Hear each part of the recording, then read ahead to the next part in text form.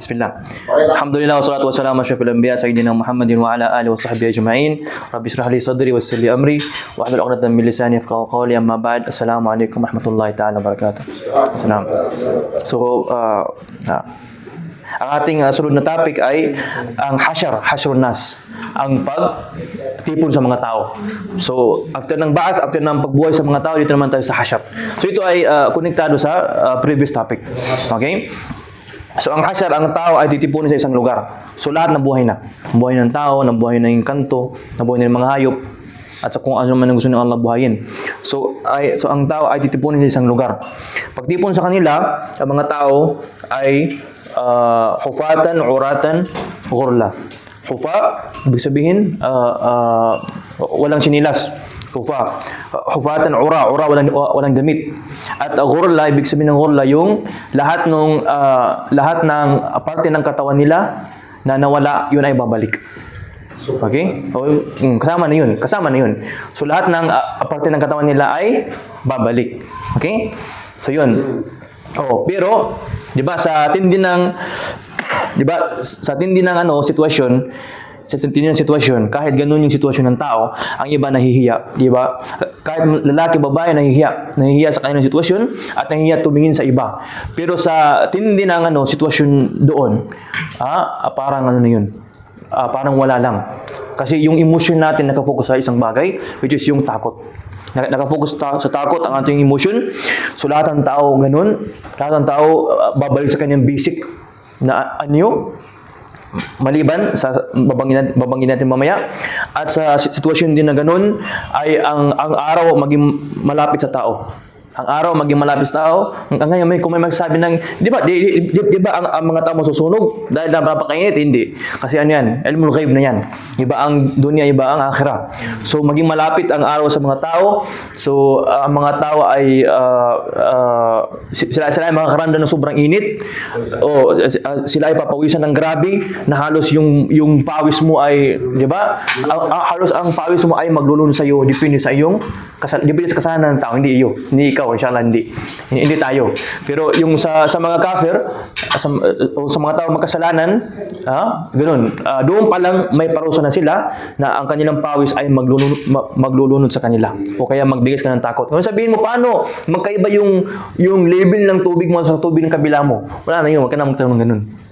Importante, may ganun na parusa. Tapos actually, may mga tao na doon pa lang mayroon ng parusa sa kanilang katawan. So yung example, yung taong mayabang, siya ay maging maliit. Muling pagkabuhay niya, siya ay maging maliit ang kanyang size. Samantala, ang size natin doon, 60 na diraan. Size ni Prophet Adam alayhis salam. Diba? Pero may mga tao, sila ay magiging maliit sa panahon na yun. So makikita sila na sila yung mga mayabang sa mundo.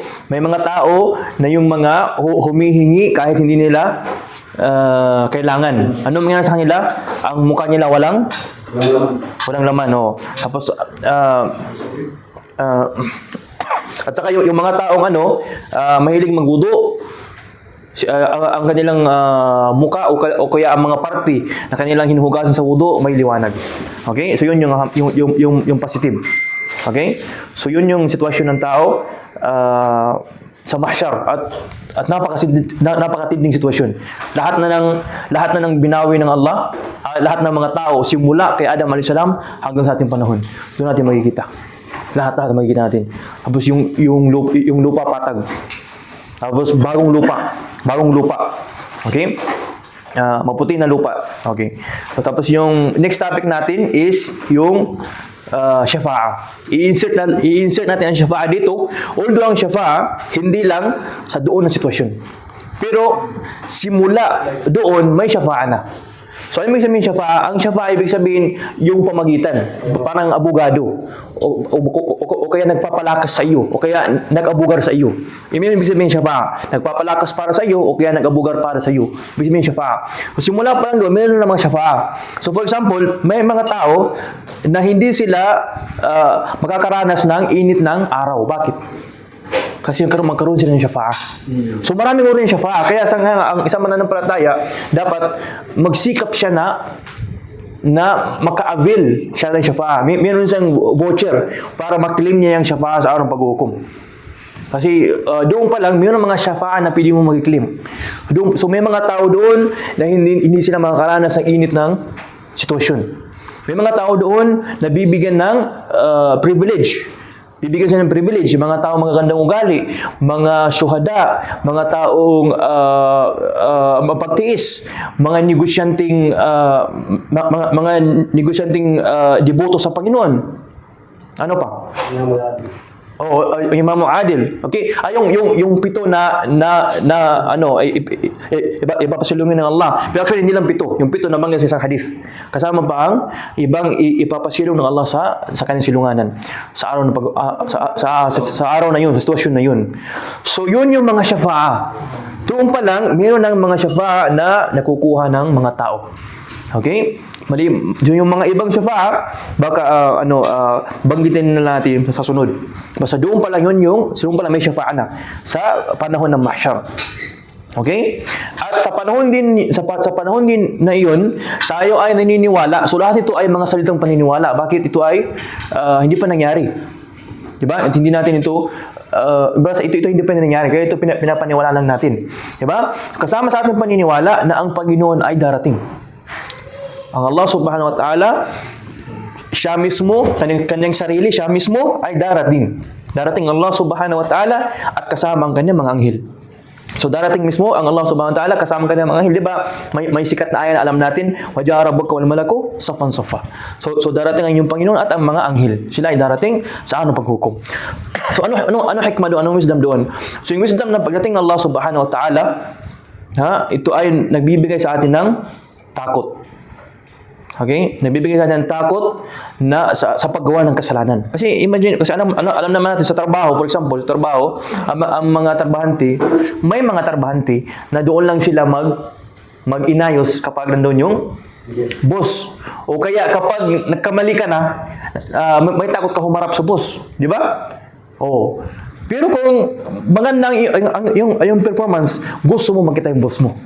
Di ba? Kasi sabihin mo sa kanya nung magandang nagawa mo na achievement. Ganun. Oh. So, ganun din.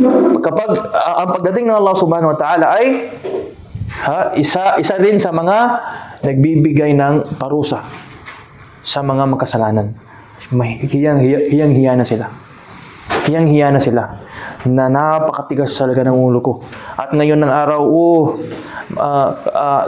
nasa harap ko na aking Panginoon. Ganun. Samantala ang mga mananampalataya, dito pa lang sa mundo, gusto nila makita ang kanilang Panginoon. So pagdating doon, Masya Allah. Ito na, makikita ko ng Panginoon. Masya Allah. So ganun. So talaga, ang paghukom, dalawang partido, di ba? Fariqun fil jannah wa fariqun fil nar. Grupo patungo sa paraiso, grupo patungo sa impyerno. Grupo na alhamdulillah patuloy ang awa ng Allah. Dito sa mundo, binigyan tayo ng awa, binigyan tayo ng mensahe. Sa paggabot ng ating buhay, actually pupunta ka sa bagong pangyayari. Imagine mo yung kaluluwa mo tatanggalin tapos dadalhin sa langit. Imagine mo yung journey na yun. Di ba mga katakot? Pero sa awa ng Allah, binigyan ka ng anghel. Tapos sa libingan, sa awa ng Allah, binigyan ka ng anghel. Tapos sa araw paghukom, sa awa ng Allah, at nandun yung mga anghel na nasabi sa inyo, huwag kayong matakot, huwag kayong mag-alala. Ganun, sa awa ng Allah subhanahu wa ta'ala sa mga mananampalataya. At ala takhafu wa la tahzanu. Huwag kayong matakot, huwag kayong mag-alala. Palagi ang Allah subhanahu wa ta'ala nasa kasama natin. So yun yung privilege ng isang mananampalataya. Sa dunya, may privilege siya. Paggabot ng kanyang buhay, ng kanyang kaluluwa, may kasama siya sa kanyang paglakbay papunta sa langit. Sa libingan, matagal siya na panahon sa libingan, may kasama siya. Ganun sa araw ng paghukom, kahit gaano katindi ang ating pagsalaysay sa araw ng paghukom, pero inshallah kasama natin mga malaika na nagbibigay sa atin ng paalala. So hanggang dito muna ito na topic. Wassalamualaikum warahmatullahi wabarakatuh.